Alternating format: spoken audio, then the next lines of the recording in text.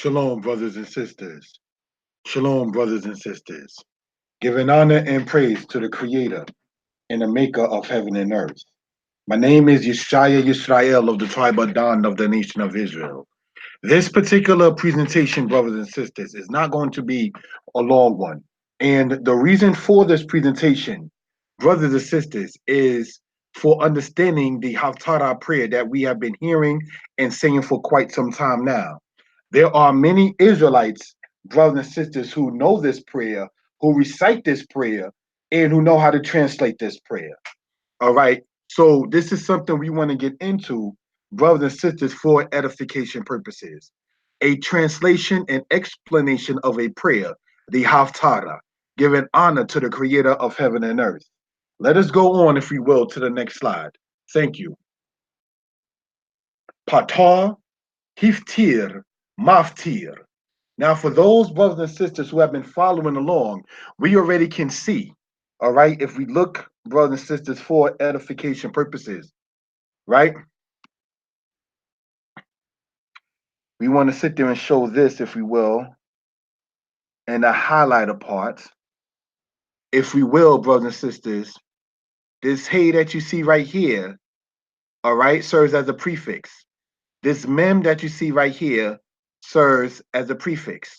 So if you were to drop off that prefix, brothers and sisters, you would still have the pay, the tet, and the resh. As we see here, the pay, the tet, and the resh.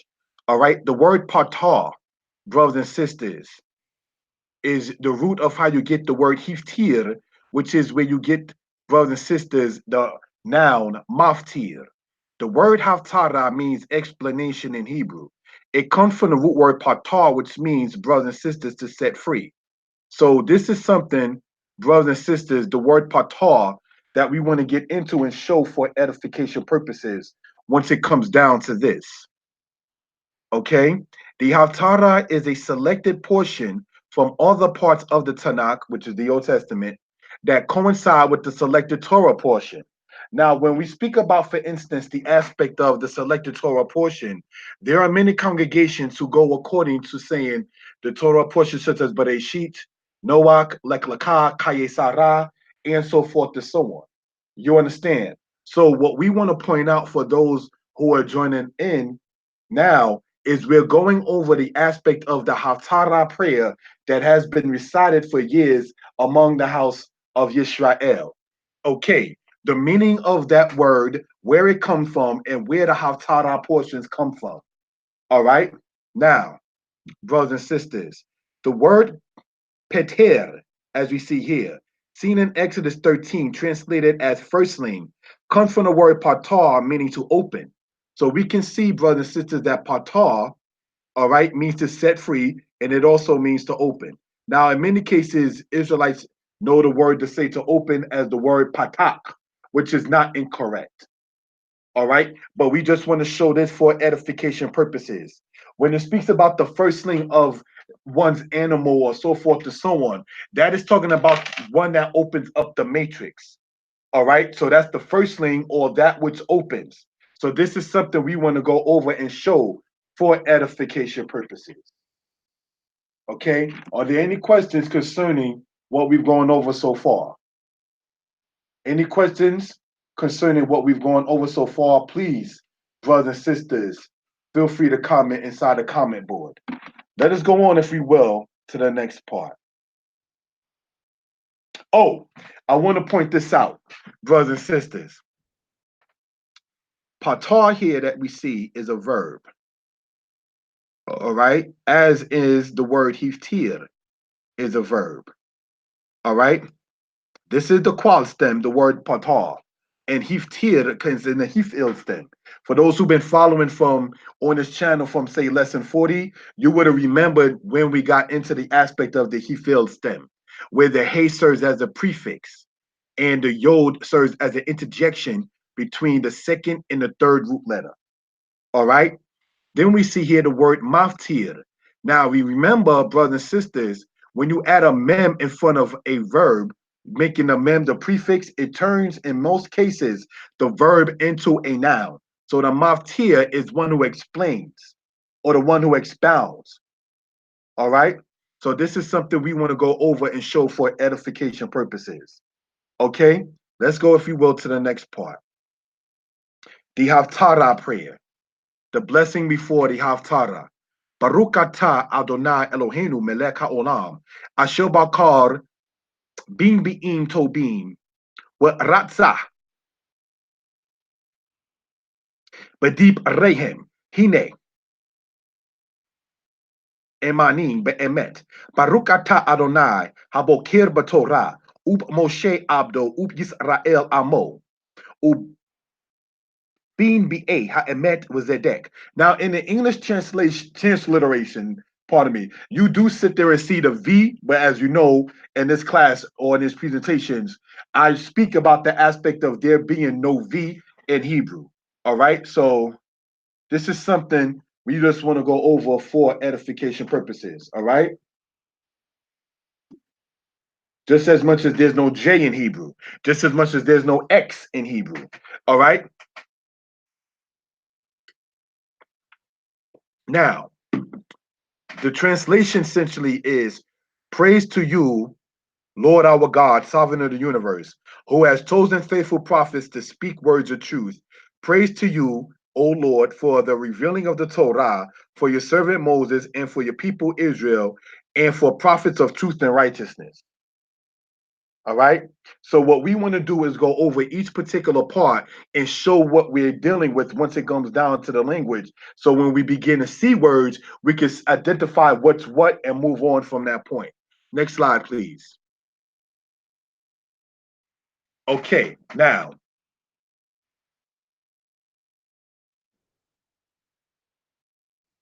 what we're looking at, the Haftarah prayer, part one. Baruch atah Eloheinu melech haolam. Now, brothers and sisters, what I wanted to point out for edification purposes, I did not put the tetragrammaton or the Yod Wahe in this on the strength, brothers and sisters, of the sanctity and holiness of it. So that's why I had left that part out. And what we want to do, brothers and sisters, because we're going to rewrite this out, ha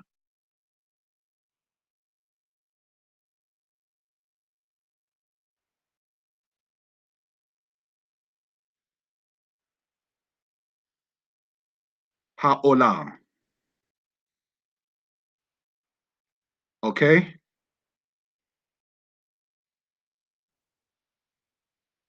Now we are going to, brothers and sisters, with the pen, but in purple, show where what they refer to as the niquido or the verb, pardon me, the vowels, where they will go. Okay, so let's go on in this particular part, in this particular case. Baruch, the word Baruch, brothers and sisters, means blessed. All right, Baruch atah, right? Yah, which I did not sit there and put in there for explained reasons. Eloheinu, which means what? Our God. All right. Eloheinu, brothers and sisters. The new part that you hear in Eloheinu, brothers and sisters, signifies the aspect of our whatever in most cases. Not in 100%, but in most cases, the new at the end of words in Hebrew signifies our whatever. So Eloheinu, coming from the word Elohim, meaning God, Eloheinu will be meaning our God. Baruch atah Yah Eloheinu.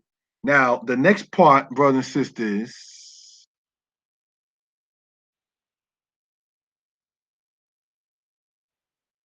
that we want to get into is this part here. Melech. What does the word Melech mean? It means king. That too is a noun. The word Melech, brothers and sisters, it comes from the root word malak. All right, the word malak means to reign, as in one that rules. But we want to point something out. All right, the way to more so say to rule, R-U-L-E, in Hebrew is the word mashal. Mem Shin Lamed. Whereas the word Melech, coming from the root word Malak, the word Malak means to reign, and it also means to basically advise.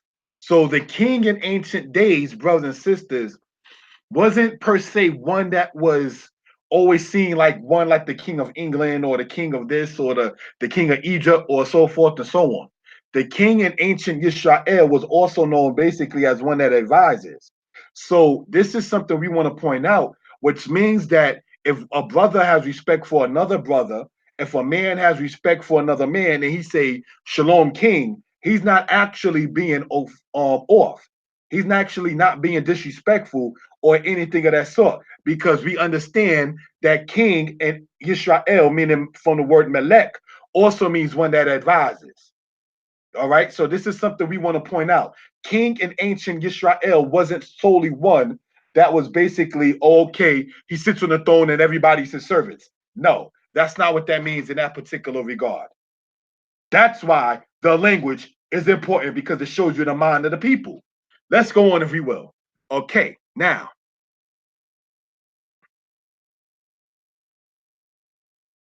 okay, we're going to go on to the next part.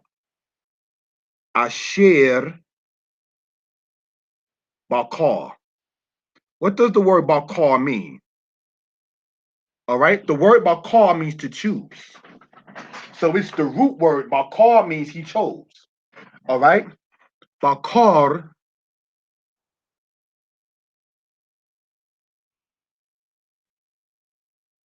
being being. Now we want to highlight something, if we will, right? Brothers and sisters, this bet that we see right here, highlighted there in the yellow, that serves as a prefix. And this bet means in or with. Okay? Bakar being be'im. Now, nibi'im, brothers and sisters, the noon, the bet, the yod, and the aleph, nabi, means prophet.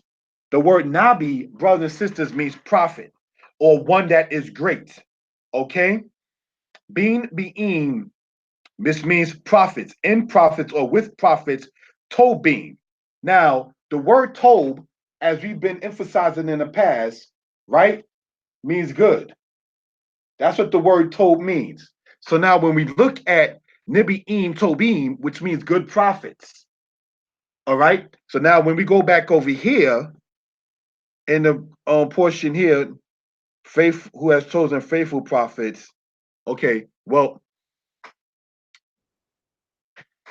this translation right here, the word Ne'emanim means faithful, but we'll get to that another aspect. But beam be'im tobim, the word tobim, brothers and sisters, means good.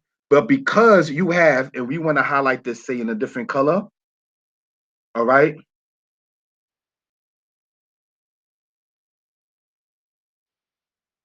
You have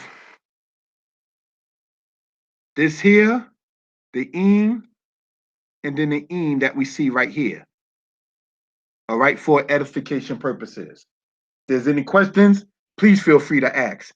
Beam be'im. Now, we want to sit there and show what the aspect of that with the Nikudot one more time. All right? Being, being, Tobin. All right? Tob is good, Tobin means good, but because the word for prophets, S plural, the adjective agrees with the noun. All right, so the adjective in this case being the word good agrees with the noun being the word nibi'im, which means prophets. Okay, so let's go on, right? Well, ratzah, what does the word ratzah mean, brothers and sisters? The word ratzah means to want or to desire. Ratzah,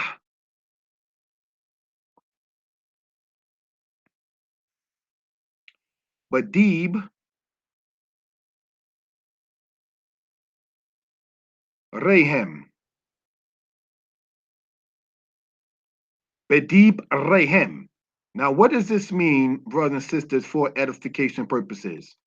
Now, we're going to highlight something yet again, as before, right? Sorry about that. We want to highlight something yet again, brothers and sisters. All right. This bet, I'm going to highlight this in yellow. Sorry about that. This bet that we see right here serves as a prefix. This bet we see right here being highlighted in the yellow serves as a prefix.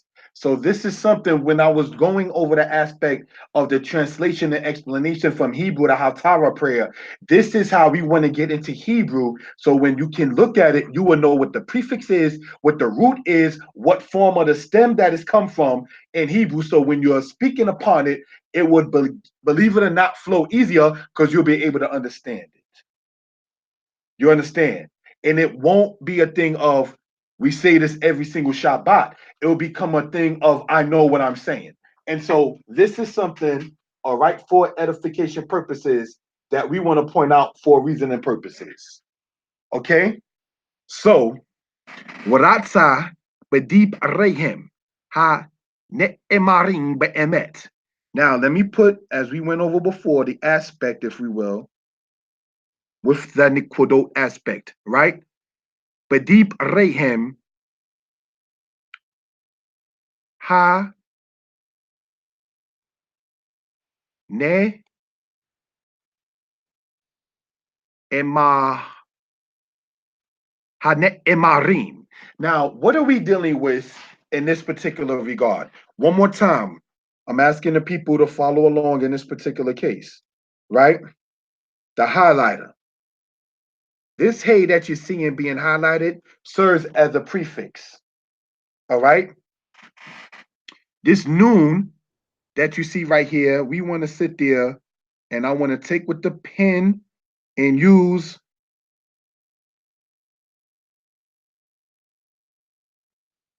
the black and circle this noon.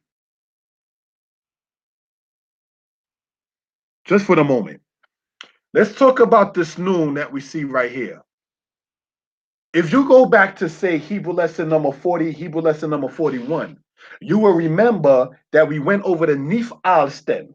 All right, the Nif al stem in Hebrew, brothers and sisters, serves as the aspect of the passive of the qual.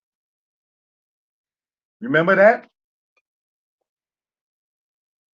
That was something we went over. Now, if you understand that, then you understand that that noon serves as a prefix. So with that noon being a prefix, brothers and sisters, you still have the e marim. Now, the im, okay, we know is what? Serving as a suffix, right? SUF for suffix. So essentially we have two like prefixes and then this suffix here. So the only thing we're left with, because we want to expound on this, on how to explain what we're talking about. All right. Going back to the highlighter, if we will, we want to use this color blue, right? You have the word here, amar. The word amar, brothers and sisters, a verb means to say. That's what that means. The word amar means to say. So what are we saying, brothers and sisters? If amar in a qual stem means to say, then this noon serving as a prefix, making from the qual to the nifal, from the active to the passive. Ne'emar means to be said. All right? Ha ne'emarim be'emet. Badip rehem ha ne'emarim be'emet. Now, this bet, and I'm going to get back to this part here with the suffix in a second, but just bear with me and let's move on. All right? All right? Be emet. The word emet, brothers and sisters, as many already know, means truth. Right? Be emet means in truth or with truth. These, so far, for many cases, right? These letter bet been serving, as we can point out, as prefixes. All right, as in the case of this word here, all right, with the word be'emet. So, brothers and sisters, in this particular regard, this bet here still serves as a suffix, pardon me, a prefix. All right. So now let us get back to this part here with this noon and everything that we've been talking about. I want to, brothers and sisters, erase this particular part right here. Now I want to sit there and with the pen write what we're talking about and expound upon this because this is how one can sit there and get to know Hebrew for reasoning purposes. Ha,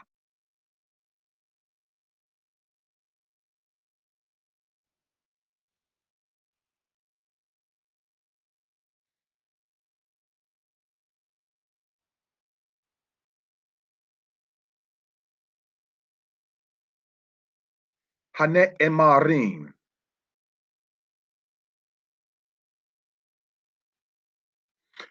All right, do we have, okay, we want to show this with the highlighter. The hey, as we see here, the noon, as we see here, the aleph, as we see here, the mem, as we see here, the resh, as we see here, the yod, as we see here, and the mem sofit, as we see here. Hane emarim, ha-ne emarim.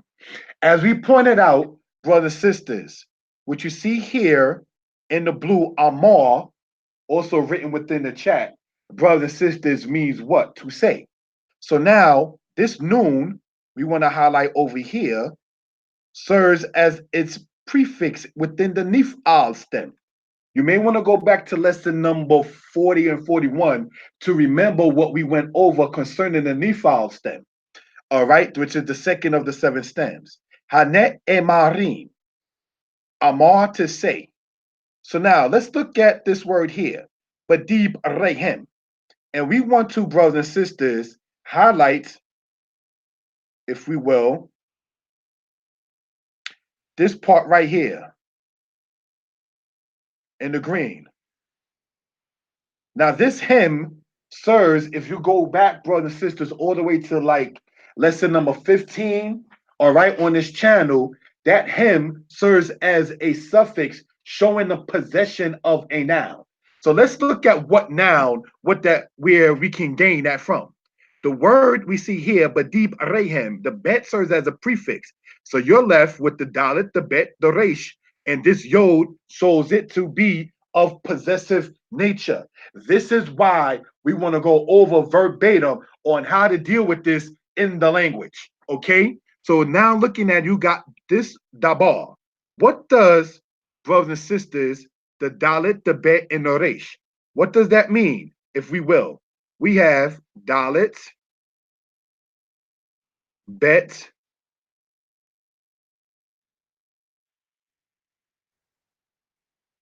and resh, dabar. The word dabar means to say. Did you catch that? The word dabar means word. The word dabar means to speak. So dabar means thing, word, say, and speak. This is why we want to go over because we saw that amar means to say. Dabar more so directly means to speak. This is why you may find Israelites saying daber, daber. When you hear people saying daber, what they're saying is they commanding one or telling one to speak. All right. So the word dabar meaning word or thing. Waratza and wanted. Some say and chose, but more so wanted or desired. All right, or appointed, you may say. But deep rehem, in or with their words, the words of theirs, their words of theirs, their words, with their words. That's why when we go back here, who chosen faithful prophets to speak words of truth. Forgot maybe in the translation the word there, but we're going to move on. But this is just something we want to show for edification purposes. If there's any questions, please feel free to ask. All right. So when you begin to see Hebrew, you can identify what is the suffix, what is the verb, what is showing possession, what is the prefix, what is the suffix. All right. Hanet emarim, we explained in Ifal, but emet, in truth or with truth. All right. Next slide, please. Okay. Baruch atah Eloheinu.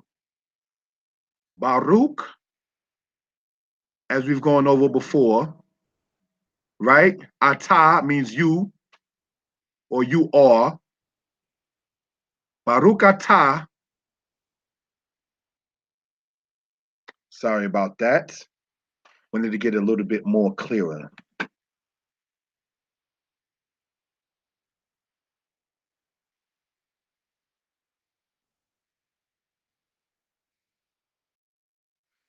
Eloheinu, as we've gone over in before, Eloheinu, right? Blessed art thou, our God, right?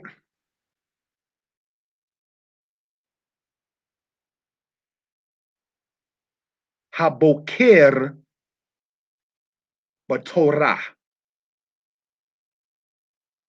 What are we looking at, brothers and sisters? And we want to sit there and show, for edification purposes, the aspect of it being highlighted and expound upon certain things.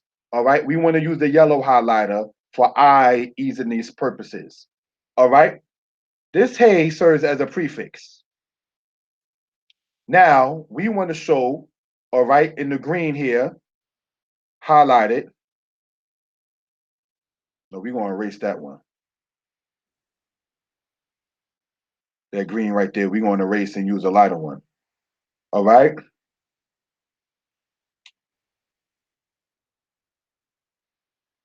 Haboker. What you see highlighted in the green is the word boker. It comes from the root word bakar. The word bakar, as we pointed out, and I want to spell this in the room with a K, means to choose. Bakar T, I chose. All right. So now, getting back into this, why do we see this hey there with that? This word boker is the present tense of the word bakar. Ani, which is I. Ani boker. I am choosing or I chose. Pardon me, I am choosing or I choose. Right? This hey, brothers and sisters, that you see there highlighted in the yellow, in the present tense, when you're saying that which is, you don't, I want to emphasize this, brothers and sisters, you don't use this word that we see here, asher. You wouldn't say asher boker. You would say asher bakar, which has chosen. Now, when you're saying which or that which is, which or that which is, in the present tense in Hebrew, you prefix it with a hey letter. So now, not playing salesman, when you see Hebrew is Easy Volume 2, the matter of the letter hey, I went into all of that inside that particular book. But we're going to move on in this particular part right here. Right? Ha bocher, which chooses. Okay? Which chooses. Okay? Ha bocher Torah, with law, with instruction, in law, in instruction. Okay, is there any questions in regards to why we see that hey there in front of a verb? Let's go on. Haboker b'Torah ub Moshe abdo. So let's look at this right here, brothers and sisters. Right? You have the wow with the oo sound. Ub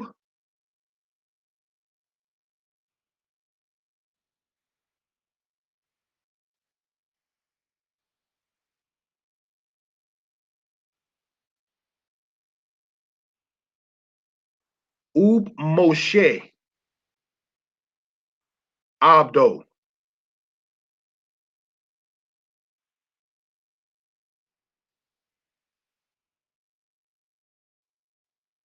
So what are we dealing with in this particular regard? Now, in Hebrew, we want to sit there and show with the highlighter one more point. All right. And we want to make this yellow. Okay. This bet that you see right there serves brothers and sisters as a prefix. All right. Now, for edification purposes, I'm going to erase that vowel or nikud that we saw there. And I want to, in red, if we will, go into this part right here. This wow that has that oo sound in red there. I only did that just so it can stand out. Why are we looking at it like that? This bet has a shawab with it. So as we went over in lesson number 4 on this channel, when you see the shawab, you just join it with the sound that's previous to it. Now, anytime you're saying and whatever, and it happens to be a shawab with that, be it bet, resh, kuf, sheen, or whatever, you wouldn't say wab or web. You would say oob. If that had been a sheen with the shawah, it would have been oosh. If that been a resh with the shawah and prefix that with the aspect of the and, it would have been ur. That's why in Numbers chapter 15, it says ur item, and you all will see. Ur item. You understand? So I just want to point that out as to why we see that and part there with the shawah, pardon me, the and part there in the beginning, and the sound of it is oo and not wah or we in regards to that. This is how we want to get into that in this. Now, this bet that you see there with this shawah, you join that as pointed out before together. Then you got Moshe, Moses. All right, as we pointed out, Moshe in Egyptian is said as Musos, which means child, child. In Hebrew, Moshe for Masha means to draw out, meaning to draw out from water. So his name had a dual meaning depending upon what language you're talking about. All right. Ub Moshe Abdo. Abdo means his servant. It comes, brothers and sisters, from the Hebrew root word ebed. Ebed means servant, which comes from the root word abad, which means to serve. So now I want to pay attention, please. Show this part right here, because that's the wow.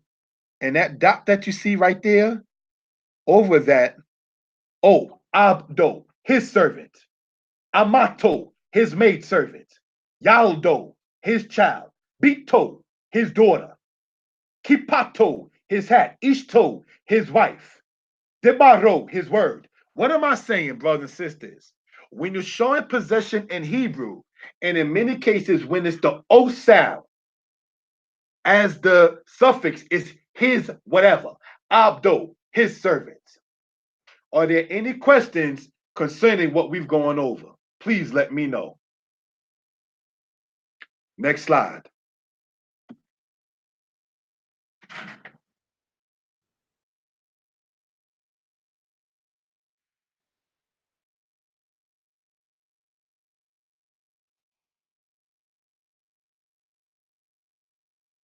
Ub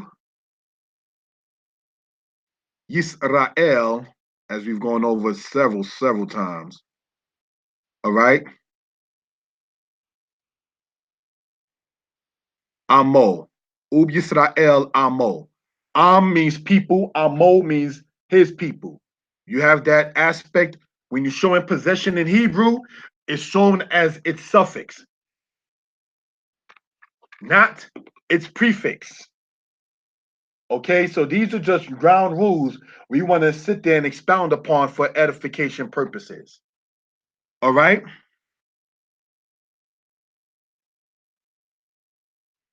Ubin ba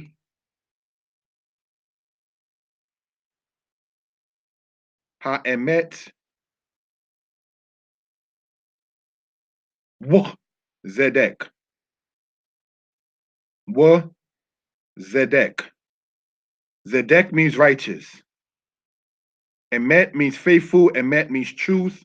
All right. Ubin ba ha emet was Zedek.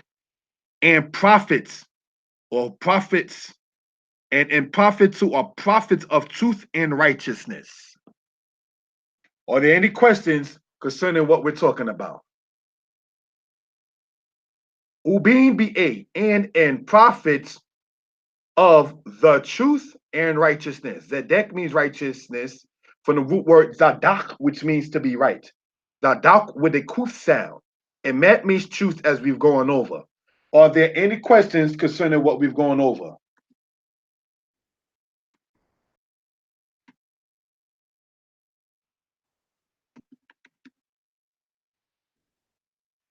Nine zero eight 587 4841 for those who are interested. Please feel free to call or text. If you call and don't get me, just leave a voicemail. If you have any questions concerning this particular lesson or any lesson on this particular channel. All right. Giving honor and praise to the creator and the maker of heaven and earth. Again, if there's any questions concerning this lesson, you can even write it in a comment board. None of the videos, bro, I want to say this. I want to say this, please. There's no reason to present something to the people and then make the video private. Or that is to say, in my case that I'm talking about, make the video to where nobody could leave a comment. I'm not going to do that because it's about presenting something to the people. So I'm not going to do a video and then sit there and have it to where nobody can make a comment. You understand? What's the point in bringing it out to the people if you don't want to have dialogue with the people? However, certain things I do know and understand. Like people have asked me about doing with the Hebrew class, why do I say I'm a Danite? That has nothing to do with the Hebrew class. All right. So I just want to point that out. But brothers and sisters, the comment board, when it's uploaded, is for people who care to leave a comment, whether you agree, disagree, reasoning, why do I state what I state, and so forth and so on. All right. So again, giving honor and praise to the creator and the maker of heaven and earth. Shalom.